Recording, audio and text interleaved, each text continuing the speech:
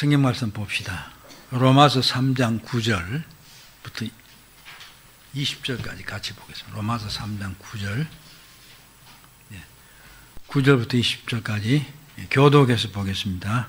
제가 먼저 봅니다.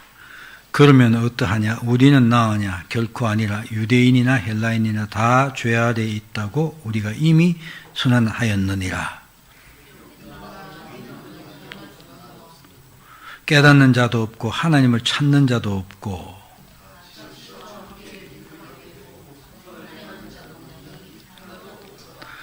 그들의 목구멍은 열린 무덤이요 그 혀로는 속임을 일삼으며 그 입술엔 독사의 독이 있고 그 발은 피 흘리는 데 빠른지라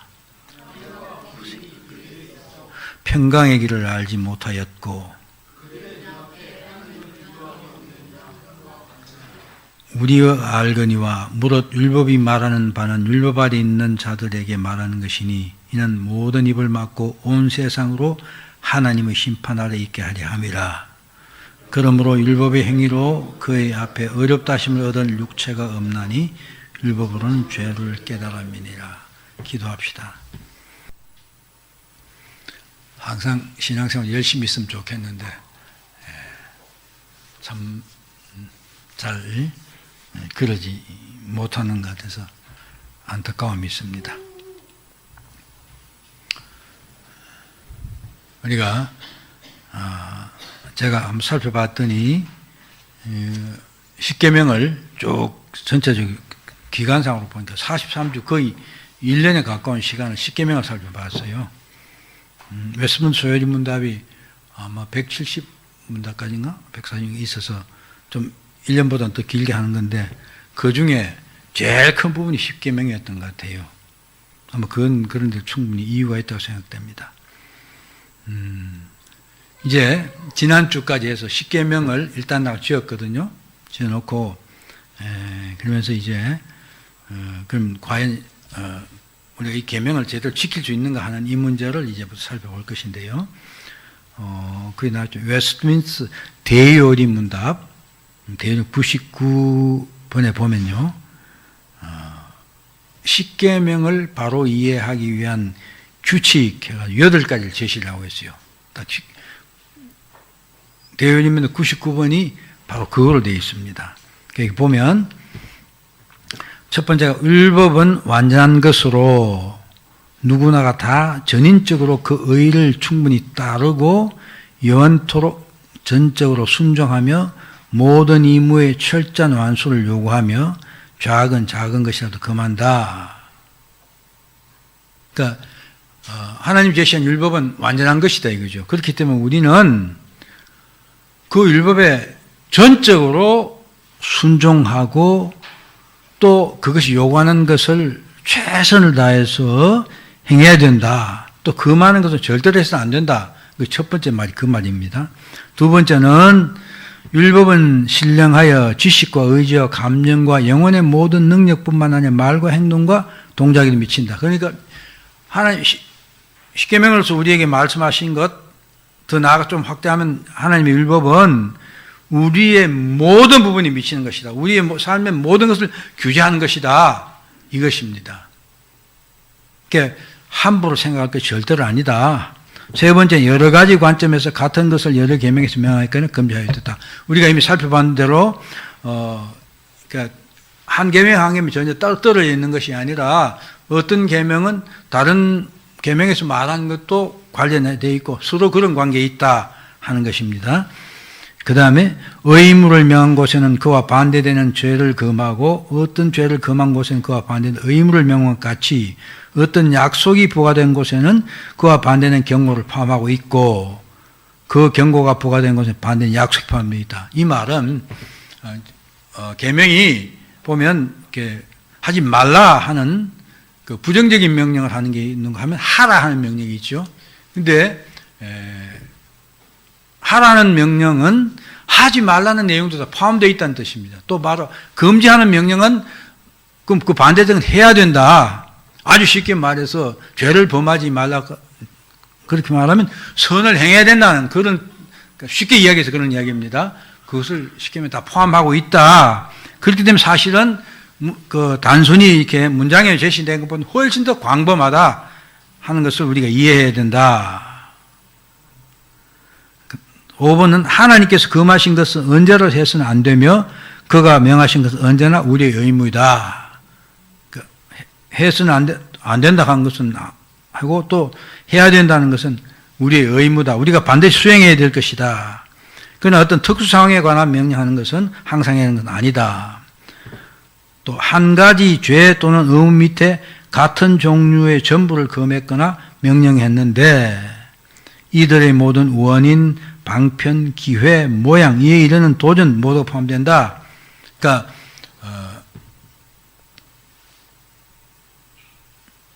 뭐 한 예를 포함해서 이렇게 하나님의 일을 망령되 일컫지만 하면 딱 그것만 된 게 아니다 그런 이야기입니다. 다 그 하나님의 일 망령되 일게 되는 말의 원인 또 그런 방법 또 어떤 장소에 따라서 어떤 모양으로 혹은 그 계명의 뜻에 반하는 그 어떤 것 모든 걸 다 포함하고 있다 그런 뜻입니다. 우리 자신에게 7번째 금했거나 명령된 일이라면 다른 사람의 들도 그 지위와 의무를 따라 이를 피하거나 행하도록 우리의 지위를 따라. 즉 이건 우리가 각자 보면 우리에게 말씀하신 계명은 내가 다른 사람이 그것을 잘 수행할 수 있도록 내가 하는 것처럼 우리는 그렇게 노력해야 된다는 것입니다. 나에만 국한되는 것이 아니다. 안식일 기억하여 그거까지 지켜라. 그랬으면 나만 주일날 와서 열심히 예배드릴 것이 아니라 당장 내 옆에 있는 성도들에게 오늘 이 집사님 왜 가십니까? 오늘 예배도 같이 봅시다.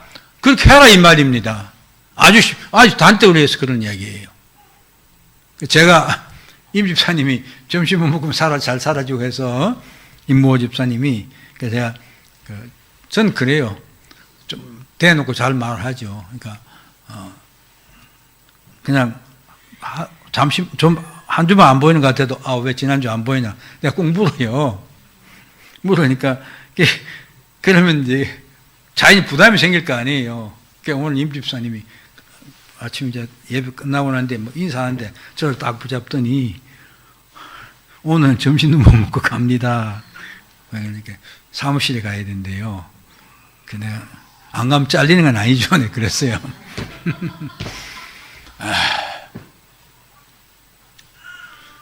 아마 늙은 영감이 참 부담스러울 겁니다. 그렇죠? 그렇잖아요.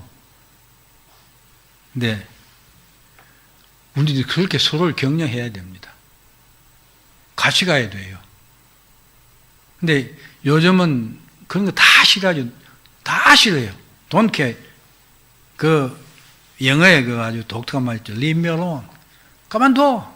나 건들지 마. 그렇죠? 손대지 마. 나 간섭하지 마. 서로가 다 그런 거죠. 그러니까 좀처럼 내 관심을 다른 사람에게 보여줄 수가 없어요. 그러면 그걸 귀찮게 생각하거나 네가 뭔데? 이렇게 되거든요. 그런데 우리가 그리스도 안에서 진짜 한 형제라면 그럴 수가 없어요. 우리 말로는 우선 내 형제 친척들 중에 내 가까운 사람 중에서 예수 안 믿는 사람이 있으면 그걸 어떻게 해? 그 사람 지옥 가게 어떻게 내버려두냐 하고 막 난리치면서 그러면 같이 신앙생활하면서 우리 같이 성도도 한 형제다 이거지. 그렇죠? 믿음은 그리스도 안에서 그리스도의 피로 한 형제된 우리 한 식구 아닙니까? 그렇죠? 근데 그 사람이 뒤로 처지는 걸 내가 두고 볼 수가 있겠어요? 정말 우리 서로에 대한 진정된 절실함과 간절함이 있어야 됩니다. 네. 참, 우리 교회는 이게, 숫자가 적기 때문에 안 그래야 되는데, 큰 교회 가면 그래요. 큰 교회 가면, 제 경험도 그래요. 상당히 많은 사람들이 딱, 이게 아침에 차를 타고, 한 가족이 차를 타고 딱 와요. 쫙 오면, 아이들은 주일학교에 학생회 보내고, 어른들은 또 어른 예배 딱 가지고 예배 딱 드리고 예배 끝나고 나면 헌금도 열심히 잘해요. 딱 하고 소위 자기가 생각할 때 이 정도는 내가 해야 된다 생각하면 자기 체면이 있죠. 그래 하는 거예요. 사실 체면 때문에 하는 게 많아요. 딱 끝나고 나면 그럼 목사님 악수하고 은혜 받았습니다. 그래야 또 목사 기분 좋아하거든. 예? 은혜 받았습니다. 그래 놓고는 탁 하면 쭉 나오라 딱 씻고는 쫙 요즘은 뭐 옛날엔 그게 그 자동차 가진 사람들이 대세였어요. 쭉 서울시계 외곽으로 나가요. 그래서 뭐 광주나 이 주변이나 한강변이나 저 뭡니까 저기 양수리나 이런 쪽에 가서 거기 가서 좋은 식당에 가서 가족들한테 탁 맛있게 식사하고 싹 한 바퀴 돌고 싹 돌아오는 거예요. 그럼 일요일이죠. 주일도 아니고 멋있게 보내고 재밌게 보내고 내 체면 다 차렸고 다 하는 거예요. 그게 신앙생활이었어요. 그게 다른 사람 죽는지 사는지도 몰라요. 근데 작은 교회는 그러면 안 되거든요.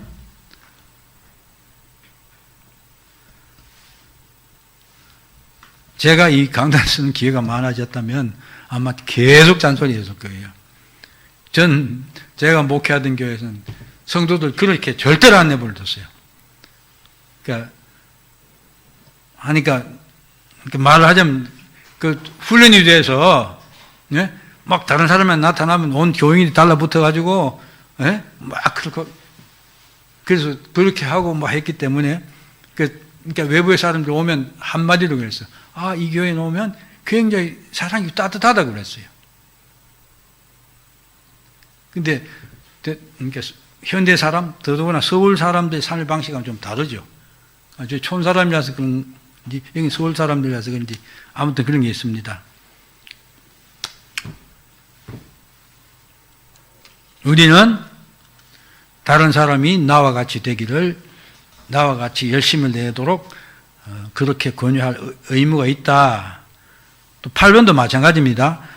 다른 사람들에게 명령된 일에는 우리의 지위와 사명에 따라 그들을 도와야 할 의무가 있고 그들에게 금한 일에는 다른 사람들과 동참하지 않도록 조심할 의무가 있다. 아까 7번은 나를 주체로 삼았으면 이번에는 다른 사람을 주체로 삼는 거죠. 그러니까 우리 계명은 똑같이 주어진 거 아닙니까? 그럼 다른 사람이 해야 될 일은 그것이 우리의 내 모든 처지와 능력을 가지고 그 사람에게 그게 잘 되도록, 그 사람이 잘 할 수 있도록 도와야 될 뿐만 아니라 또 내게 금지된 일은 혹시나 나 때문에 다른 사람이 거기에 관여되어 가지고 같이 하나님의 뜻을 어기는 일은 안 되도록 조심해야 된다. 이것입니다.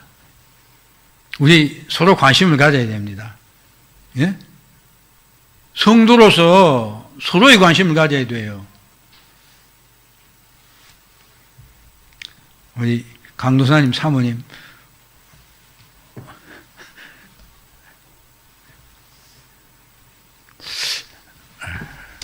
아무튼 우리 그래야 됩니다. 제가 저분이 그렇게 안 한다는 그런 소리 이야기한 게 아니고 사실은 이렇게 좀 질문을 구체적으로 하려다가 그냥 안 하는 게 좋겠다 싶어서 생각했습니다. 예. 아무튼 우리 서로 관심 가져야 됩니다. 그게 성도입니다. 말은 천국 가서 같이 성도 내가 그들의 무리 중에 한 사람이다 이렇게 말하면서 삶은 신앙생활하는 모습은 그저 나만 있는데 이거 아닙니다. 정말 아닙니다.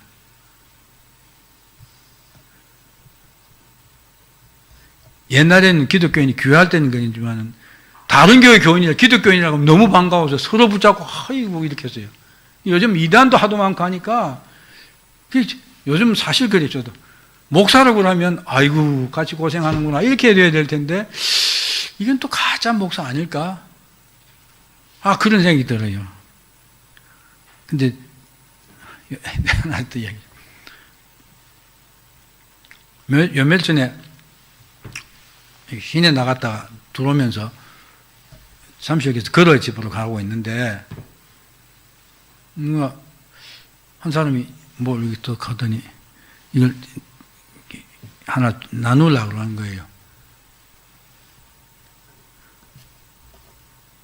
그래서 그래도 얼른 봤더니 교회 것 같아요. 근데 얼른 보니까 하나님의 교회 사람들 같아요.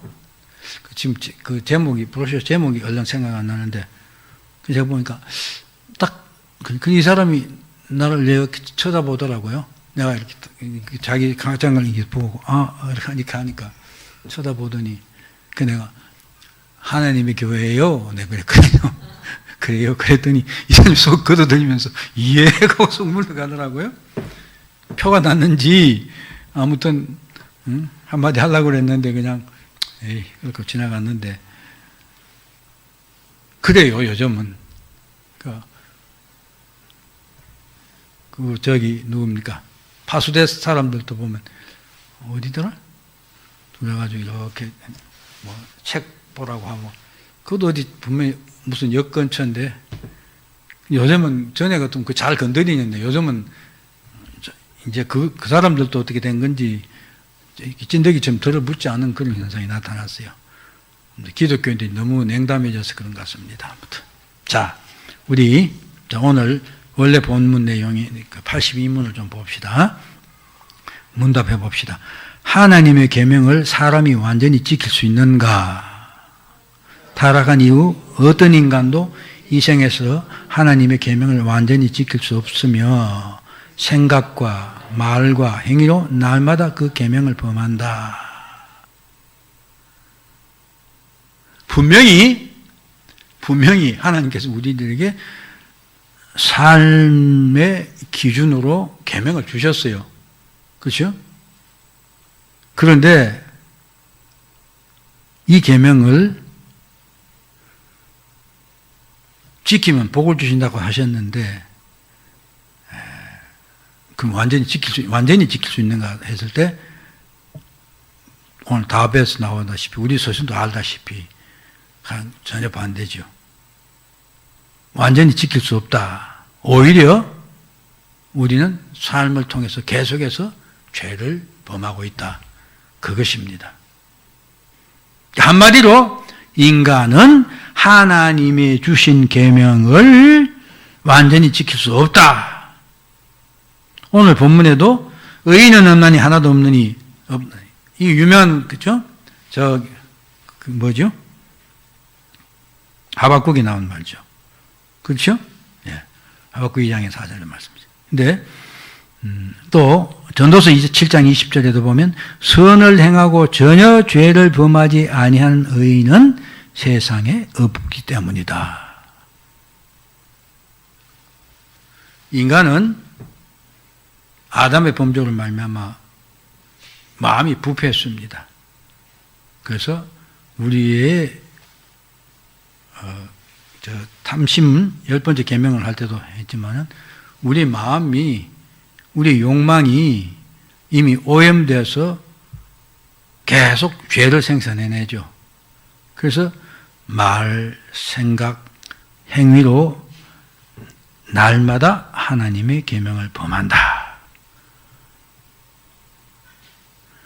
우리 황 목사님은 좀 거룩하니까 날마다 안 할지 몰라도 일주일에 한 번 정도 할지 모르지만 그렇겠죠? 우리 이 목사님도 그렇고, 저 같은 좀 한 친구는 성격이 이러니까 매일 할 게고. 그렇습니까? 그런데 희한하게도 기독교를 표방하고 있는 사람들이, 기독교인 사람들이 여기 완전주의라고 하고 있는데요.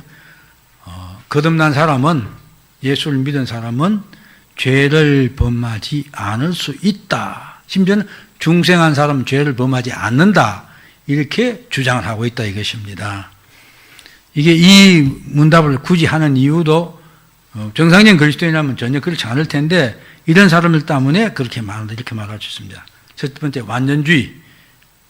거듭나면, 예수 믿으면 죄를 범하지 않을 수 있다. 않을 수도 있다. 혹은 않는다. 첫 번째가 완전주의의 중요한 종파로 로마 가톨릭입니다. 로마 가톨릭은요, 보면 그 사람 죽고 나면 좀 유명했던 사람들 뭐 이런 사람들 다 이 성인으로 뭐 이렇게 올리잖아요. 근데 이 사람들은 어떻게 하냐면 성도에 따라서 신앙의 수준이 높아진 사람은 이 세상에서 완전한 경지에 이른다.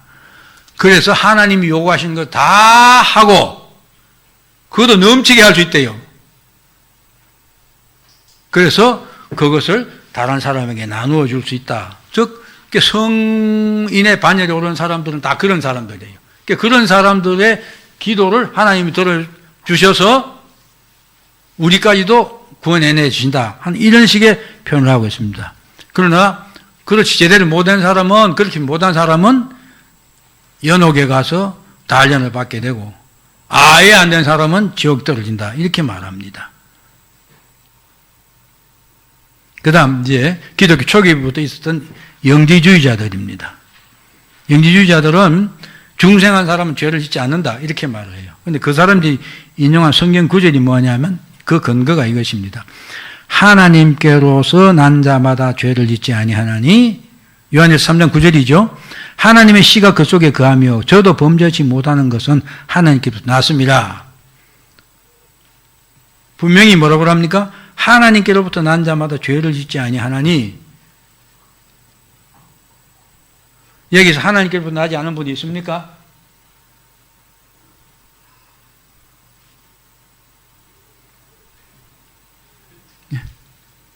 선욱이는 어때요? 하나님께로부터 났습니까? 안 났습니까? 예? 어느 쪽이 이해해요? 난, 났습니까? 그럼 죄를 짓지 않겠네요? 예? 조금 큰 소리 하면 내가 알아듣지. 뭐라고 그랬습니까? 아니, 그러니까 용서받아서, 그러니까, 아니, 여기는 그렇잖아요. 하나님께로 난 자마다 요한일서 3장 9절은 죄를 짓지 아니하나니 이는 하나님의 시계 그 속에 거합니다. 그렇게 말하고 있잖아요. 그렇다면 성경이 분명히 하나님께 난 자마다 죄를 하나님께 났다 하면서 그럼 죄를 안 지어야 되잖아요. 근데 죄를 짓는다고요? 지어요, 안 지어요? 지으면 하나님께로 안 났네? 그럼 가짜네? 예, 오늘 핵심이 여기 있습니다.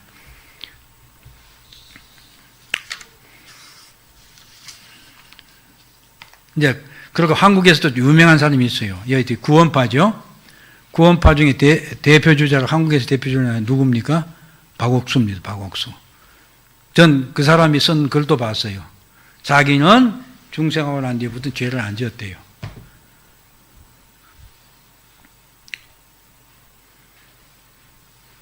네, 이러한 주장은 성경을 잘못 이해했거나 거짓된 주장이다.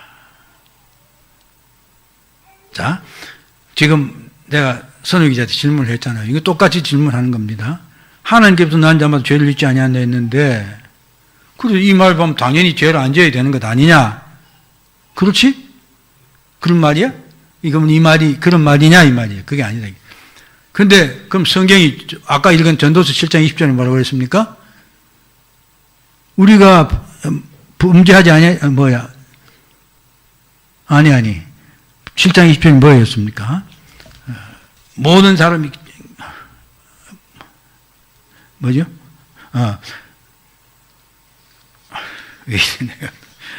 예? 선을 행한 것이 선을 악을 행하지 않는 자는 전혀 없다. 그리고 또 이게 하박국도 말해도 의인은 없나니 하나도 없다. 그 죄를 다 짓는다 그런 말이죠.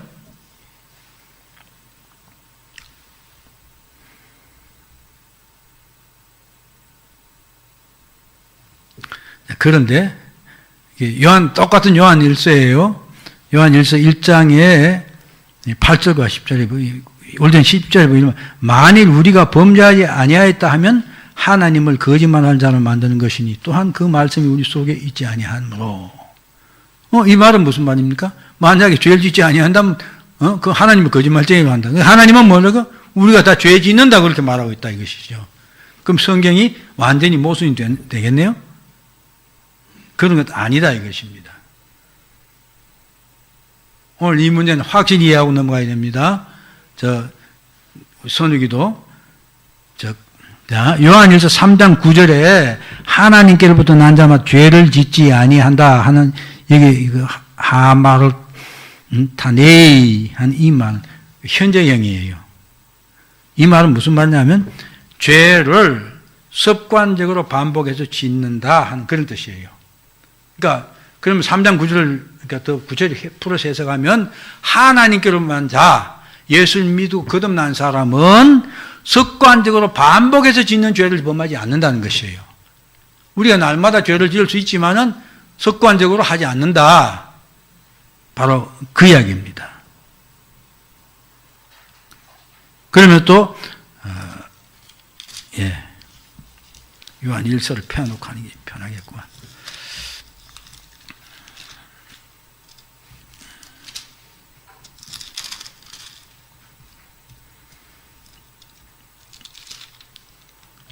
요한 1서 1장 8절에 보면 이런 말, 만일 우리가 죄 없다고 말하면 스스로 속이고 진리가 우리 안에 속있지 아니할 것이요. 요한 1서 1장 8절입니다. 또 10절에 보면 만일 우리가 범죄하지 아니했다면 하면 하나님을 거짓말하는, 그러니까 아까 말한 반대죠. 여기서는 내가 죄를 짓지 아니한다고 하면 내가 거짓말쟁이, 하나님을 거짓말쟁이로 만든 것이다. 그러니까 하나님은 우리가 죄를 짓는다고 그렇게 말한다. 이것이 그 말입니다. 그래서 가운데 구절이 있어요. 만일 우리가 우리 죄를 자백하면 저는 미쁘시고 의로우사 우리 죄를 사하시며 우리를 모든 불에서 깨끗해. 이 굉장히 중요한 성경 구절입니다. 요한 1서 8장 9절, 1장 8절, 9절, 10절인데 그 중에 9절이 더 중요하죠. 결국 이런 말이죠. 거듭난 사람도 죄를 짓는다 이것입니다. 죄를 짓는데 어떻게 해요? 우리가 과거에 거듭나기 전에 그냥 죄가 죄인 줄 모르고 늘 그냥 그런 식의 죄를 짓지 않는다는 뜻이에요. 그러니까 만약 그런 사람이 있다면 그거는 가짜다는 거지. 거듭난 사람이 아니다. 거듭난 사람은 어떻게 해요? 우리가 이제 하나님의 시간 속에서 성령께서 우리를 하여금 일깨우고 말씀을 깨워서 내가 죄를 범하고 나면 잘못했다는 깨닫게 하고 그래서 회개하지 않을 수 있게 하는 거예요. 그래서 죄를 짓지 않는 노력을 하고 그래서 습관적으로 그냥 무사태평하게 그냥 죄 되는 데 사는 그런 삶을 살지 않는다는 것이에요. 그래서 구절이 있는 것입니다. 만일 우리가 우리 죄를 자백하면 그는 미법으로서 우리 죄를 사하시며 우리를 모두 부리게. 그렇기 때문에 우리는 내가 죄를 범했다는 것을 깨달았을 때 성령께서 깨닫게 해줘요. 그럼 어떻게 해요? 바로 자백하라, 고백하라 하면 죄가 없는 것으로 하는 인정해줘. 그러니까 우리 칭의의 상태가 그대로 유지된다. 그런 말인 것입니다. 그래서 요한일서 3장 9절의 말씀은 다시 말하지만 하나님께서 난 자마다 죄를 짓지 아니한다. 이 말은 습관적으로 반복해서 죄를 범하지 아니한다. 그런데 예수 믿었다고 거듭났다 하면서도 옛날과 같이 똑같이 살면 그냥 죄 속에 살면 이건 거듭난 것이 아니다. 분명히 이렇게 말할 수 있다는 것입니다. 선생님이 알아들었지? 예? 그러니까 이 말을 누가 걸고 넘어지면 이제 또 확실히 답변할 수 있어야 됩니다. 그런가 하면 이렇게 거듭난 사람은 죄를 짓지 않는다 하는 이런 말을 하는 것은 근데 거짓말이죠. 그건. 만약 그렇게 하면 하나님 거짓말쟁이다 이것입니다. 그 다음에 도덕 폐기주의, 도덕의 율법 폐기주의를 말합니다. 즉, 십계명이 심지어 하나님의 우리의 도덕적으로 죄를 짓지 않고 살아야 된다는 그 계명이 이미 효력이 상실됐다고 말한다 이것입니다. 즉 인간은 하나님을 완전히 지킬 수 없기 때문에 십계명은 도덕률로서의 가치가 없다, 의미가 없다. 왜 자꾸 범하는데 그게 무슨 의미가 있나? 이렇게 말하는 사람이 있는가 하면 예수 그리스도께서 구약 율법을 완성했다고 그러죠? 그렇다면 우리가 꼭 이제는 우리가 이 율법을 지킬 필요가 있느냐? 이렇게 말한다 이것입니다. 나 이미 말했듯이 하나님께서는 우리들에게 율법을 지키라고 분명히 명령하십니다. 뿐만 아니라 더더구나 예수 그리스도가 뭐라고 했어요? 율법은 1.1획도 폐지되지 않았다 분명히 그렇게 말합니다. 그렇죠? 마태복음 5장 17절 18절 내가 율법이나 선지자를 폐하러 온 줄 생각하지 말라. 폐하러 온 것이 아니 완전하게 하려 함이라. 진실로 진실로 내게 이르노니 천지가 없어지기 전에는 율법의 1.1획도 없어지지 아니하고 다 이루리라. 그럼 사도 바울도 사도 바울 열린 생각하면 율법이 백의론자처럼 말하지만은 실질적으로 전혀 그렇지 않습니다. 로마서 3장 31절 그런즉 우리가 믿음으로 말미암아 율법을 파기하느냐 그럴 수 없느니라. 도리어 율법을 굳게 세우니라 이렇게 말합니다. 즉 우리의 삶 하나님께서 요구한 삶의 기준으로 율법은 살아있다 이것입니다. 그리고 우리는 그 말씀대로 살기 위해서 최선을 노력해야 된다. 최선을 다해 노력하는 것입니다. 그러면서 율법의 주요 기능을 우리에게 분명히 이렇게 말하고 있습니다. 그러므로 율법의 행위로는 그의 앞에 어렵다 하심을 얻을 수 없나니 육체가 없나니 율법은 죄를 깨달아야 합니다. 즉 율법이 살아있으면서 그 율법은 우리들이 내가 율법을 행해서 율법을 오늘 우리 황 목사님 계속 강조하는 것이죠. 내가 노력해서 힘써서 구원받는 길은 없다는 것이죠. 오직 구원은 하나님의 은혜로 받는 것이다. 그러면서 율법이 이렇게 살아있는데 우리로 하여금 우리는 결단코 이것을 해서 구원받을 수 있는 것은 아니다. 하나님의 은혜다. 그러니까 하나님한테 감격할 수밖에 없어요. 왜? 우리가 살아보니까 참으로 율법대로 살기 어렵고 힘든 거예요. 근데 내가 이 율법을 지켜야 구원을 받는다면 구원받을 육체는 아무도 없는 것입니다. 하나님의 은혜로 구원받게 되었다. 그리고 내가 이렇게 하나님 앞에 부끄러운 존재구나를 깨닫고 예수 닮기위해서 노력할 수밖에 없다. 이것입니다.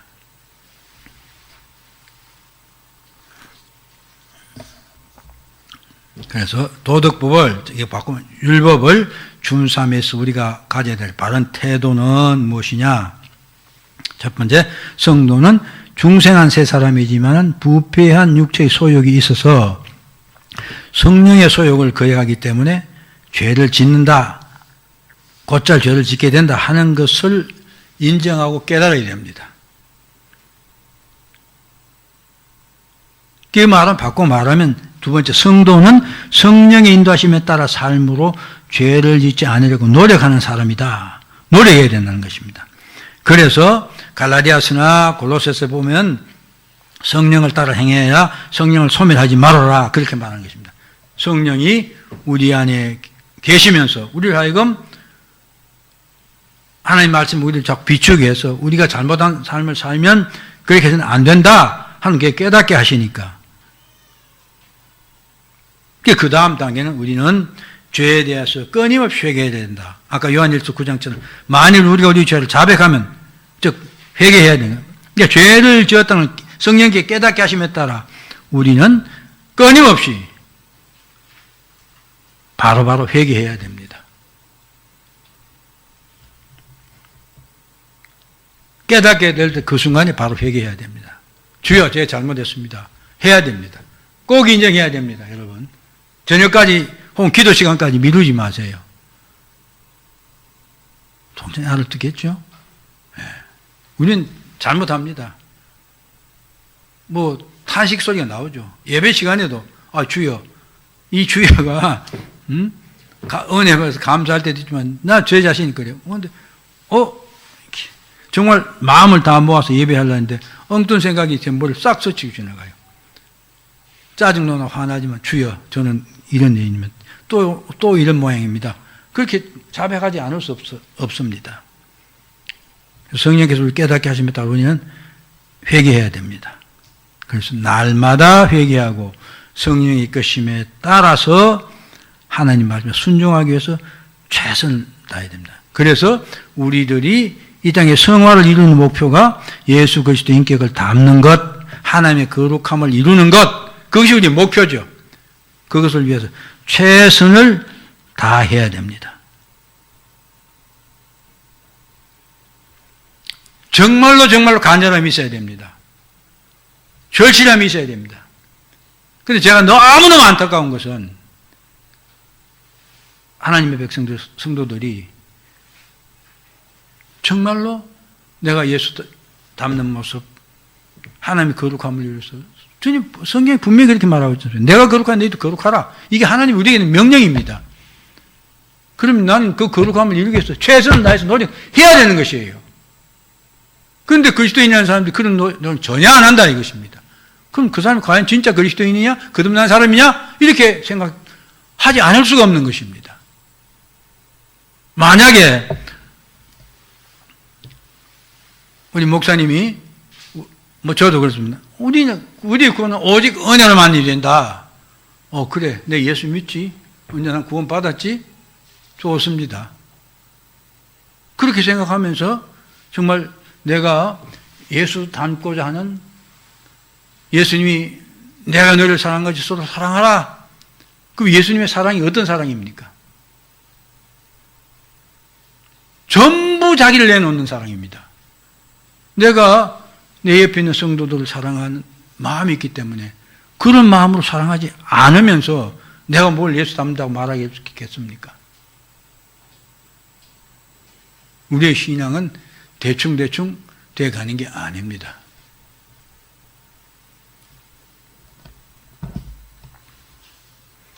제가 젊을 때 경험인데, 옛날에는 고등학교 다니고 할 때는 가곡이나 배우고 노래하면 가곡하고 별로 그때만 유행가라는 거죠. 근데 유행가라는 건 잘 모르고 그랬을 때요. 그러다가 이제 고등학교 졸업받고 상고받고 가고 나니까 그때 요새는 경음악이라는 말도 안 쓰죠. 아주 신나는 음악, 경음악 그러고 그랬잖아요. 그 음악을 들어보면 참 마음도 가벼워지고 그래요. 그래서 제가 그런 글을 쓴 적이 있어요. 경음악처럼 살 수 없는가? 예? 저는 항상 심각했어요. 심각한 면이 많이 있었어요. 왜? 바로 이 신앙 문제입니다. 내가 하나님 앞에 바로 써야 되겠는데 엄청 글을 무겁게 붙잡고 있는데 그런 거 다 잊어버리고 그냥 아주 가볍게 슬쩍슬쩍하면서 살아가면 얼마나 편하겠어. 그런 생각이 들더라고요. 그래서 제가 그 고민을 그렇게 쓴 기억이 나는데, 성도는 적당히 대중 사는 게 아닙니다. 절대로 아닙니다. 예수님이 적당히 하셔서 우리를 구원할 수 있었겠습니까? 절대로 아니죠. 제가 늘 그러잖아요. 하나님은 우리의 구원을 위해서 올인했다고. 하나님 모든 걸 다 정해놓은 거예요. 모든 것을. 그래 놓고 지금 우리에게 요구하는 것입니다. 내가 거룩한 너희도 거룩하라. 예수 닮기 위해서. 그래서 사도 바울이 한 말이 그거죠. 좌도 우도 안 돌아보고 오직 표대만 향해서, 부르심 향해서 그냥 달려간다. 그렇죠. 절대로 우사인 볼트가 세계 기록을 내기 위해서 딱 스타트 출발해가 골 갈 때까지 고개 돌리거나 딴 생각 안 합니다. 오직 저거죠. 전력 질주하는 것입니다. 우리 신앙생활은 그렇다는 것이에요.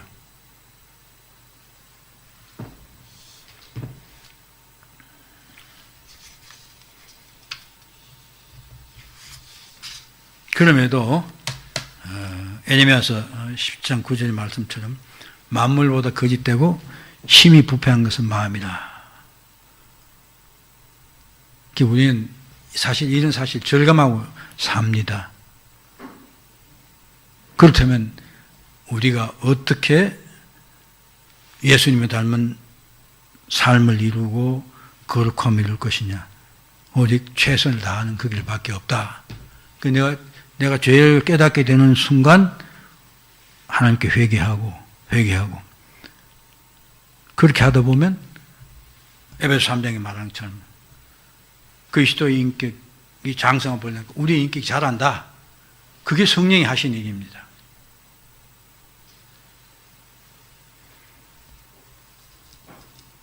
사랑하는 여러분, 우리 스스로가 우리 자신을 돌아보면서 내가 정말 작년보다는 금년이, 지난달보다는 이번 달이, 더 가까이는 어제보다 오늘이 더 주님을 닮기 위해서 최선을 다했구나. 그래서 내가 전에는 곧잘 실수하던 것도 이젠 안 하게 됐구나. 그런 우리 스스로의 반성을 할 수 있는 그런 결론을 낼 수 있는 그런 삶이 되어야 됩니다.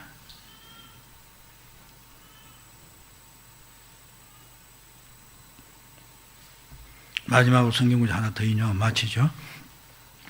요한일서 5장 4절에 보면 이런 말씀입니다. 대저 하나님께로부터 난 자마다 세상을 이기느니라. 세상을 이기는 이금은 이것이니 우리의 믿음이니라. 이렇게 말합니다. 확실히 믿음 안에 살아야 됩니다. 믿음 안에 살아야 됩니다. 믿음 안에 살지 않으면 오늘 아침 목사님 설교도 그거죠. 대충 살아서는 되는 게 아닙니다. 절대로 안 됩니다. 우리 모두가 구원이 완성되는 그날을 바라보면서 성령의 인도하심에 순종함으로, 하나님 말씀에 순종하기 위해 최선을 다함으로 주님 앞에 섰을 때 칭찬받는 모두 되기를 진심으로 소원합니다. 기도합시다.